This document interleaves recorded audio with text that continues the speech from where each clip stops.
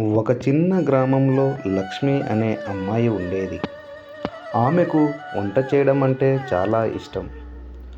ఒకరోజు ఆమె తల్లి అనారోగ్యంగా ఉండడంతో ఇంట్లో వంట బాధ్యత లక్ష్మిపై పడింది. ఆ రోజు అతిథులు కూడా రావాల్సి ఉంది. లక్ష్మి ఏమి చేయాలో ఆలోచించింది. చివరకు ఒక ప్రత్యేకమైన కూర చేయాలని నిర్ణయించుకుంది. తోటలోకి వెళ్ళి తాజా కూరగాయలు తెచ్చింది. బెండకాయలు, బంగాళదుంపలు, టమాటాలు. ఆమె ప్రేమతో, శ్రద్ధతో కూర వండింది. తల్లి చెప్పిన రహస్య మసాలాలను జోడించింది. కూర వాసన ఇల్లంతా వ్యాపించింది. అతిథులు వచ్చినప్పుడు ఆ కూరను రుచి చూశారు. అందరూ ఎంతో ఆశ్చర్యపోయారు.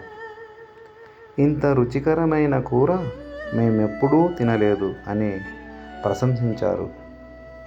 లక్ష్మి ఆనందంతో నవ్వింది.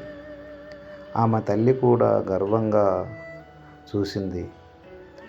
ఆ రోజు నుంచి లక్ష్మి గ్రామంలో మంచి వంటకారిణిగా ప్రసిద్ధి చెందింది.